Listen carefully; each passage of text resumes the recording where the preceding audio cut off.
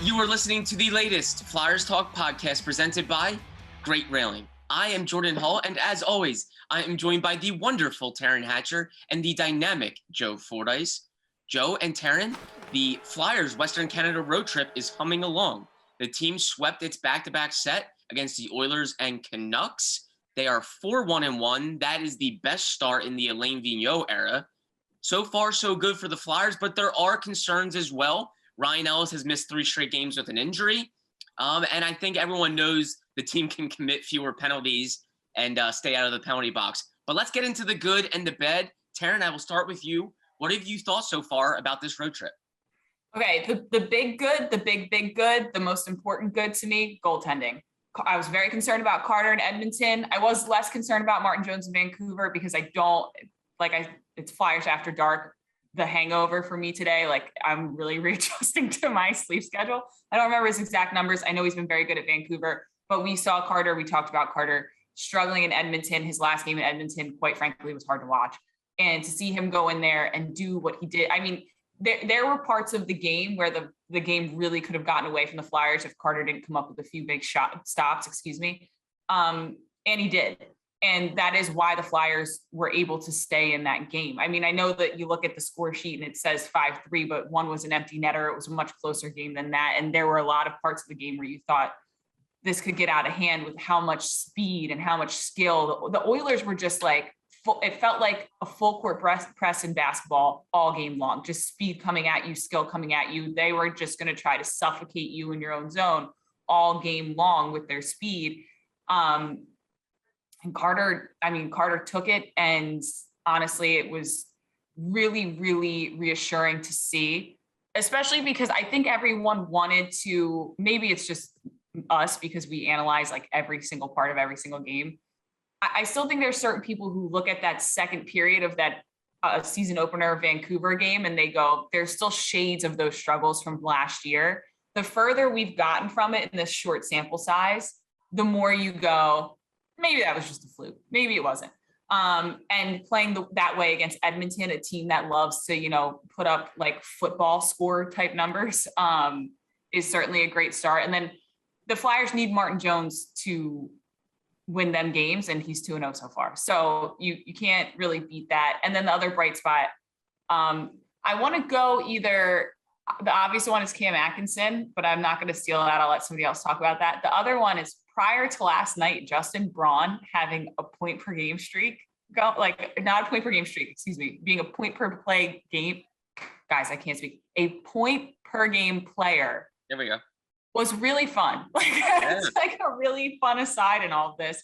Because he looked really good with Ivan Provorov against Edmonton too. He looked really good. And you have to give him credit because I think I have a ton of respect for Justin Braun and what he brings and his experience and everything. But you look at Justin Braun's strengths and weaknesses and you wonder how they're going to match up with Draisaitl and McDavid and the Edmonton Oilers speed. And you go, ooh, this could be a long night for Brauner. And he played phenomenally. So that was fun. So that's where I'm at. I'll take all of those for what it's worth. It was really cool seeing a game Oilers Flyers where you're expecting a lot of offense from a lot of offensive guys, and here's Justin Braun, 2 assists. He's a +4. He's getting into the action, good for him, and he's been really good in replace of Ryan Ellis. Ryan Ellis, yep. We're all struggling. We are all wiping the sleepies out of our eyes. We are. Not Justin Ellis, Ryan Ellis. So we will get more into Ryan. You almost said Ryan Braun, didn't you? I think I did. The former baseball player. Yeah, there we go. That may have been why. But kudos to Justin Braun. He has been really good. I think he's a really good I like Justin Braun. He kills plays. He's a true, genuine defenseman. I appreciate that kind of player. And I think so far he's been very reliable for them. Joe Fordyce, what has stuck out to you on this road trip and this 4-1-1 start? I'll just follow up on a couple things Taryn said. The thing with Justin Braun in that Edmonton game, and I said this to Taryn last night when we were working on the Vancouver game, I thought Justin Braun was at worst the third best player on the Flyers in that game against Edmonton. And it wasn't really about the assist. It was about being able to hold up against the lethal attack of Edmonton. I mean, there was nothing in that game where you go, okay, he's totally overmatched. And I mean, quite frankly, entering the game, you would see some of that. And that didn't happen. And then, of course, he has the 2 assists to go along with it. So that's just like the cherry on top.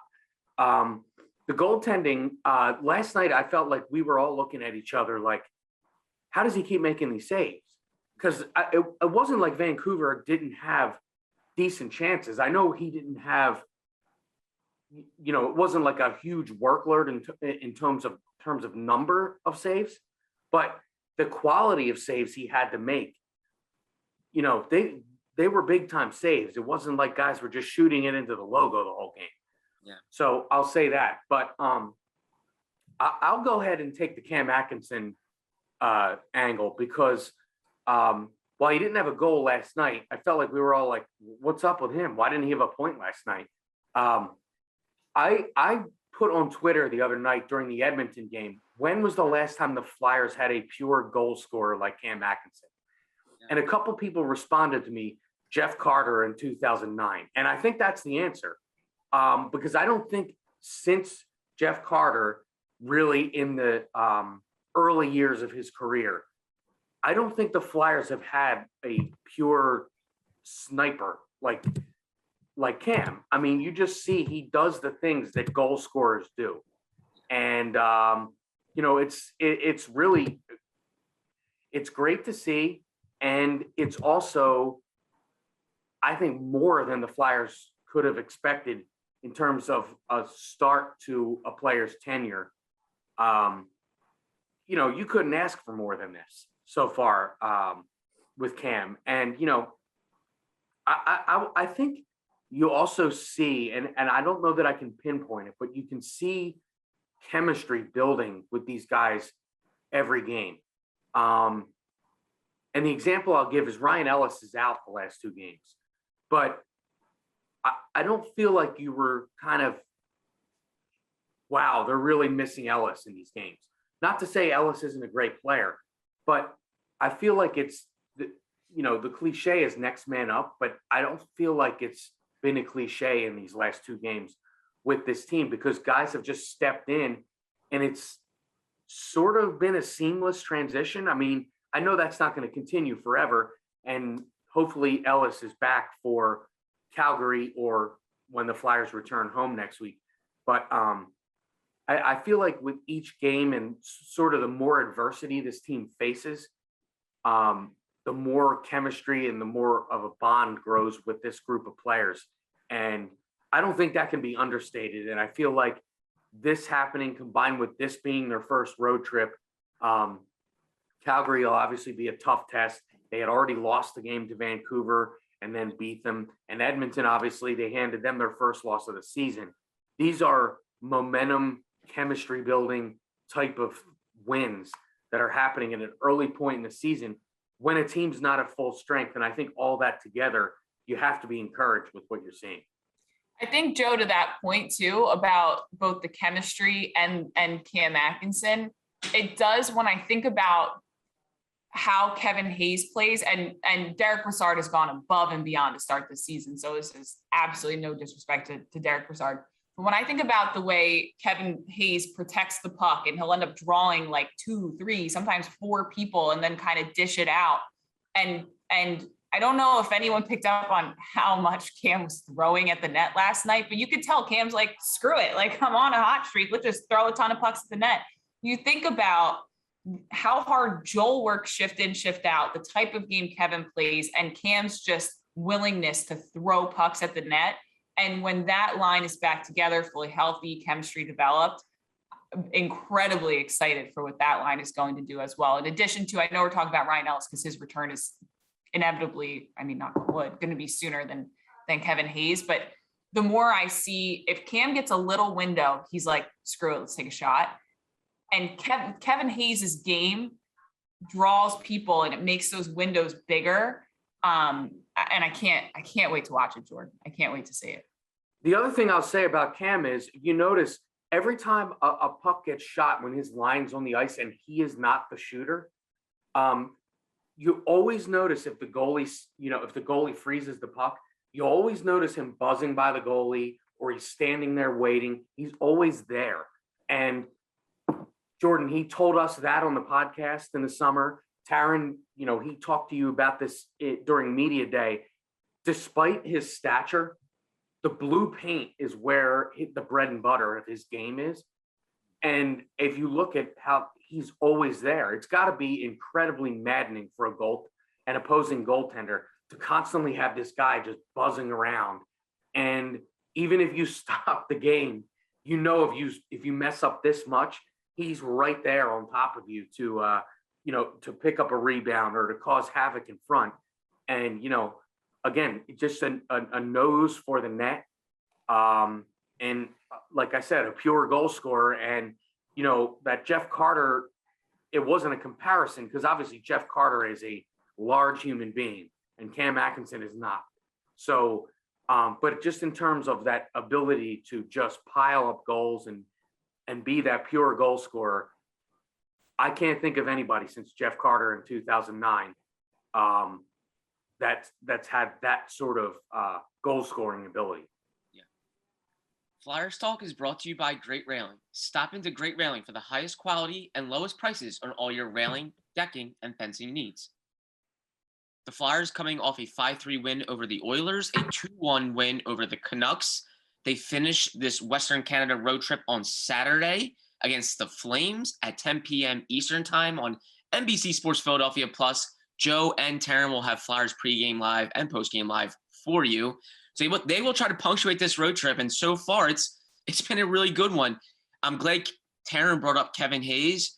It really struck me last night. Not only are they doing this without Ryan Ellis, they're doing it without Kevin Hayes too. That's a top pair defenseman and a second line center. And that's what makes the Flyers start really, truly impressive in my mind. And I think it speaks volumes about the experience they've added. The Cam Atkinsons, the Derek Brassards, even the Martin Joneses. Those guys have really come in and made this look like a different team, a new team. But let's look on defense. No Ryan Ellis is a big hole. Ryan Ellis is not a big guy, but he does everything on the ice. So we've seen some different D pairs, some different chemistry building. Taryn, does anything concern you on the back end there with the defensive pairs? I feel like Nick Seeler gives them very good depth in a pinch, but I feel like without Ryan Ellis, it does seem like things are a little off. Jordan, you get to ask a lot of questions on this podcast, but we rarely get to hear your thoughts on the situation. So I expressed my concerns on a television show that I host a time or two. I'm going to throw this one back at you and make you the bad guy today. What are your biggest concerns, specifically as it pertains to the D pairs, Jordan? Taryn, well played. Well played, my friend. Reflection on a Friday. I will say my concerns, I don't love the defensive pairs right now. I think Travis Sanheim's been okay. I think a lot of people are a little concerned about him and feel like, hey, where has this guy been? Where's the guy that we're expecting and wanting? I thought he was pretty good in the Edmonton game. I thought he was fine against the Canucks.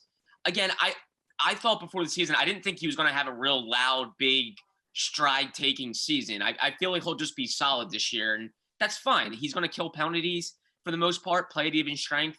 But I feel like he's playing big minutes, and he's getting used to a new defensive pair with Rasmus Ristolainen. And so, but, I would like to see Rasmus Ristolainen take less penalties. He's taken 3 in the 4 games he's played.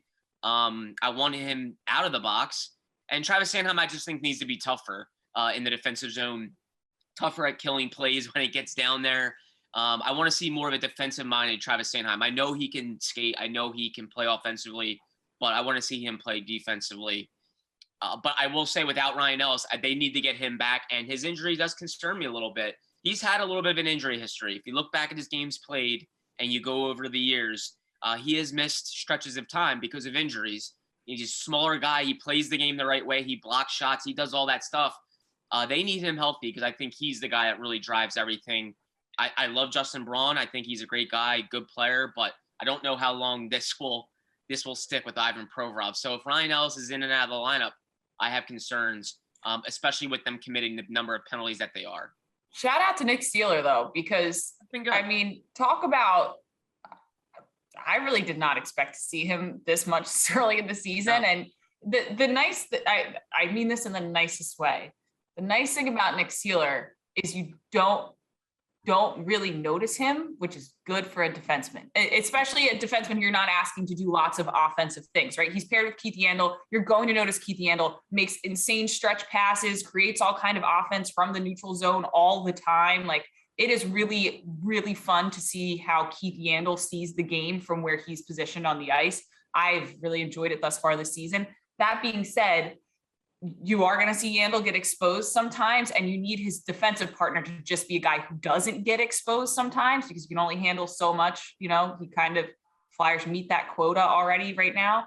And for Nick Seeler to just go out there and basically be what they need him to be. Do you guys hear these cars right now? Do they not know it's Friday and that we were all working really late last night? That's incredibly rude. But if that's where you need Nick Seeler to be. And I'll take that all day, because essentially that's what you want Justin Braun to be on that pair as well. You want him to be the bailout guy. He doesn't have to make massive plays. He just has to make the right plays. And I think you're getting that from Seeler right now, which is great. To your point, if Justin Braun can sustain an entire season playing the way he played the past 2 days, great. I mean, wonderful. I don't think he's ever done that in his career at this clip, just because he was 5 points in 5 games. And, I think we've all known he can play solid, but he was playing above expectations here. And then, to your point, that second pairing still seems like there's some stuff to figure out. Like, to your point, Jordan, I don't think anybody even really needs to see Sanheim have these big growing years, take these big leaps. I think people just need to see Sanheim kind of do what he did really well when he played well. And it's just, sometimes you see it, sometimes you don't. Sometimes within a shift you see it, and then later in the shift you don't. Like, and I wonder if it's the new D pairing. And I think Ristolainen plays a lot different than Phil Myers did. Their speeds are a little different. Their types of games are different. So maybe he's adjusting to not having, a big hulking body that skates as well as he does. I don't know. I'd have to ask Travis Sanheim, but I don't even think he needs to take a step forward. I think he just has to settle back in, kind of, you know what I mean? And then we're all Gucci, Yeah, and I think 100%, and I think what the importance of Ryan Ellis does is it really allows people to play in their positions. It slots people properly. It allows Travis Sanheim to play the minutes he should be playing. It allows Rasmus Ristolainen to not have to play on the power play and do too much. That's the impact Ryan Ellis has. I think right now, I think the power play is good for Risto, though. I don't think it's necessarily good for the Flyers power play, but I think for him as an individual player, sorry to cut you off, Jordan. I do think that because he ran the power play a bit out in Buffalo, and I think he enjoyed those minutes, I think it's something that kind of, it's like, all right, let's get some pride, get some confidence, get going kind of a thing, because it's pretty clear. I do think that injury right before the start of the season, it was only 2 games, right, that he missed. But I think maybe, I don't know this, I just think maybe there's a little bit more of something there where he's still settling back in a little bit. I think being on the power play, being on PK, being involved as much as possible is probably good for Ristolainen as an individual. The question is it good for the Flyers as a team? Yeah, I think Ristolainen, I think he views himself as an all-situation defenseman. I think the Flyers view him right now as not, and they believe they believe with Ryan Ellis and Ivan Provorov. They don't. Yeah.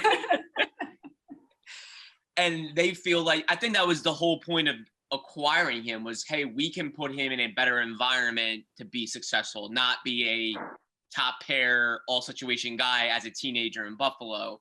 So that's where I think the Flyers need to get back to, and it all revolves around Ryan Ellis being healthy, because I like the start. I really do for the Flyers, 4-1-1. Can't complain about it. They go into Edmonton and win a game against an unbeaten team that has Connor McDavid and Leon Draisaitl. But I do feel if you don't have Ryan Ellis for a stretch of time, I think the goals could end up piling up in the back of your net if you don't get healthy and right on the back end. Joe, how about you? Any concerns for you throughout this start? I'm going to echo what both of you alluded to is the Sanheim factor. We talked about him a lot before the season. How this was a big year for him, that he needed to kind of shed the young player label and just establish himself as the second pair defenseman that we've all seen him play like. And at times, the ability to play like a first pair defenseman. And I'll say this about he and Ristolainen. I feel like every second or third shift, you see those two guys play at their peak capability. But I feel like sometimes the shift or two in between, you're not seeing that. And you mentioned the penalties for Ristolainen. I know he's a physical player and physicality is a big part of his game. I think he needs to rein that in a little bit because when you play that way on a team like Buffalo, okay, I mean, that's a team where you want to see somebody showing fight and sort of anger and things like that. I'll just point out late in the game against Edmonton the other night, he didn't get called for a penalty, but there was a play where Carter Hart stopped the puck and everything stopped and he kind of threw an elbow into the back of one of the Edmonton players' heads. And I'm on the replay, I'm like, that could have been called a penalty. And this is the Flyers clinging to a lead in the third period. These are the kind of things that really a team that expects to win, like I'm not comparing the players, but the kind of penalties that Nick Aubé-Kubel took last season, that was reminded me of something like that. Again, it didn't get called, but it could have been called. Yeah. And we have seen Ristolainen in a few games this year take penalties early in games. Those are penalties that can kill the momentum of the start of a game. So that stuff needs to be cleaned up. And again, with Sanheim, you just look for more consistency in his play. And it's time for him to establish consistency in his game. And, maybe when Ellis comes back and their pair is solidified and like you mentioned, guys are playing in their roles, in their slots in the lineup, maybe that happens. But I definitely think we need to see more from those two players. Flyers Talk is brought to you by Great Railing. Stop into Great Railing for the highest quality and lowest prices on all your railing, decking, and fencing needs. Yeah, and I think it's safe to say the second defensive pair will probably be the most polarizing one among media and fans. Because Keith Yandle right. Like Yandel's going to make plays in his own zone where you're going to go, oh my goodness. Yeah. We knew that though. If you give a 4-year-old an ice cream cone and they get it all over them, you're not going to be surprised. You know that 4-year-olds are going to do that. Yeah. And I think it's the same kind of thing with Keith Yandle. You know what you're going to get in your own zone. You also know what you're going to get in the offensive zone. And that is some things that we haven't seen from any defenseman on this team in quite a long time. I mean, the vision, the stretch passes that Taryn mentioned earlier. He's got the same pitfalls as Gostisbehere, but a better conversion rate offensively is what it feels like. Like you and a better contract. Yeah, truthfully. But it feels like we've gotten here in Philly, there's a certain amount of we've gotten used to, all right, this is going to be our offensive blue liner. And he's going to do some things and you're not going to like it. But as long as he makes up for it on the other end, we end up at neutral or better. And Yandle gets you almost always so far this season, gets you back to neutral, if not better. So you take it. You're like, you know what? Carter might have to come up with a big stop there. Crowd goes wild. Everybody's electrified. He goes down the other end of the ice, makes some crazy stretch past the Flyers, score a goal. And you take Keith Yandle making the defensive mistake for everything that happened afterwards. You're going to need Carter Hart to make those big saves. You're going to need Justin Braun to bail him out. But they have the pieces to do that. To your point, Joe, that second pairing, you're still trying to figure out what's the risk, what's the reward. Like there's times with Risto, I know last year the big thing was, and actually Shane Gosper is the guy who said it publicly, is like, we are way too easy to play against. People think we're soft. And with Risto, there are these massive hits that he lands in these games that sometimes also take him out of the defensive play. And you go, all right, do you want to establish that physicality that you're not going to come down here and push us around in front of our net? Yeah, you probably do. But like you said, Joe, sometimes there's like a little bit of reeling it in where maybe it has to be a little bit more refined here than it was in Buffalo. Because in Buffalo, it was like, whatever you can do on any area of the ice, please go do it. We will take it all. And that's not this Flyers team. This Flyers team, I mean, AV's system is structured and it has some high risk, high reward aspects to it. But if you putz around with it, like, you end up with more risk than you do reward. And I think the physicality is a huge addition, a massive addition for the Flyers. But there were a few plays in the Edmonton game where you're going, that's a massive hit. And I'm sure the Edmonton players want to get as far away from Rasmus Ristolainen and probably Travis Sanheim as possible now. But if it's one of those guys who's like a Marchand type who can like sneak out of those hits, who can duck their way out of them, you're now so far out of that play defensively, and you got to hope everybody's there to bail you out. So yeah, I get, the polarizing is probably a pretty accurate word there.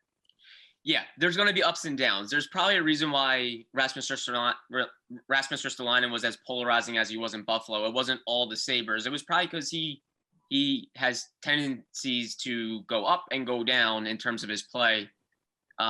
So consistency, I think, is all people are looking for out of that second defensive pair. They don't have to be world beaters as long as they're just consistent and doing the right things. I think fans will be okay.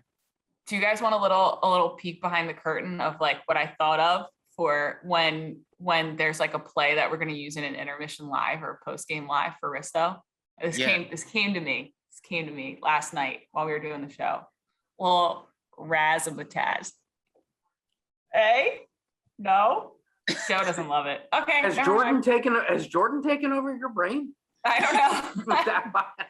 Scott and I were trying to think of like plays on words for the goals and stuff, because after the second period, there's not, like, let's be honest, the first period was the hockey game, and the second period you were like, all right, Martin Jones, and then the third period it's like, dear God, hold on for survival. So that second intermission live, this is like, again, this is the behind the curtains for those of you who are interested in the broadcast. Scott and I are just like, what do you want to talk about? And we're trying to think of like puns and stuff to make it funny and interesting, because we're also losing our minds because it's like 12 o'clock at night and we're both dead tired. And I think we need to go behind the curtain and have Scott use some of his like inside player terms, like when he calls amongst us in the newsroom, calls the power play the peepers. Love that. Let's have him do that on the I sometimes he'll do it on air, but he'll only like, if I go, can you please say that on air? He'll go, yeah. And then he'll go on air and he'll like really polish it up. And I'm like, no, Scott, we want the raw, unfiltered. Don't want it polished. And then when I'm not expecting it, he'll drop like, something about, Yandle's got half a dozen apples on the season or something like that on air. And I'm just like, Scott, yeah, what are you talking? Why can't you just work with me here? But yeah, no. So I think I have a mosquito bite on my neck now too, guys. I got mosquito bites in almost November. How does this happen? I don't know. Sorry. You're hanging in there. You're doing okay, right? I'm delusional and sleepy. I got trucks honking outside. I don't even know what we were talking about before this, to be totally transparent. Well, that's what Flyers After Dark will do to you. That's what 10 p.m. puck drops will do to you. It's not affecting the Flyers right now because obviously they're in a different time zone and not dealing with it as bad as we are, I guess. But they are playing well. They are 4-1-1, and they will be wrapping up this road trip on Saturday night on NBC Sports Philadelphia Plus. Plenty to talk about. Trying to keep my eyes open. Taryn is. I'm literally like physically opening my eyes because they're so swollen from being so sleepy. I'm so sorry. And don't give Taryn any ice cream. I have a feeling she will probably. Are you calling me a 4-year-old? No. Is that like a reference to Joe's analogy? It was.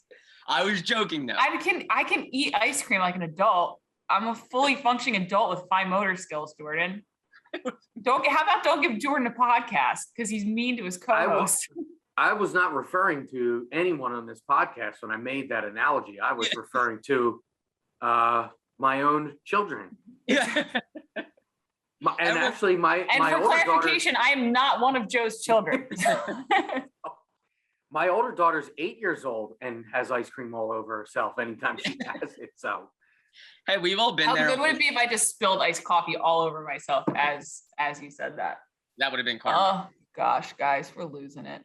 Well, anyway, just a little plug for Saturday. We have part 2 of Taryn's sit-down interview with Rasmus Ristolainen, and he tells Taryn what his favorite part of Philadelphia is since he came here, and the answer is not what you. It's not what you think.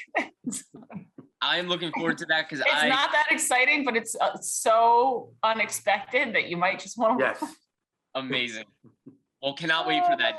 That will be on pregame live, 9:30 p.m. Eastern time, NBC Sports Philadelphia Plus. Check that out. And please just, even if you're asleep, just leave your TVs on through postgame. Just do it for me. You can, if you're asleep, I get it. You know, it's a Saturday night, Saturday. so we might be talking to some people out at the bars and so forth on a Saturday night. Yeah. And if you've decided to come home, live a healthy Saturday on your couch, and you're dozing off, just do me a favor. Leave that TV set on, folks. Yeah. Leave it on to NBC Sports Philadelphia Plus, right, Joe? Plus. Yes, plus. And if NBC you're at the bar, if you're at the bar, tell the bartenders to turn the volume up on the TV. Yeah. On all of them. And don't boo Al Morganti when he comes on TV, because I saw that video on Instagram last year, and that was very mean, and it made me very sad. Flattered, but sad. I know exactly what you're talking about. Yeah, you've been on the other end of that too, Jordan. I sure have. I don't know how I keep ending up in these situations. Tremendous. God, I must be horrible to work with. Thank you so much, as always. Great chatting with you. Great seeing you guys. And we will do this again next week as the Flyers wrap up this road trip. Thank you to both of you. A special thank you to Spencer McKercher, our video producer, really chipping in here and helping us today. So big time thanks to Spencer. And Flyers fans, as always, thank you for listening to the latest Flyers Talk podcast presented by Great Railing. Wherever you get your podcasts, please rate and listen, and we cannot wait to talk to you next time. And if you dress your child up as Gritty or a Philadelphia Flyer, please tag me and tweet it at me because I want to see. Thank you. Have a spooky, scary Halloween, folks.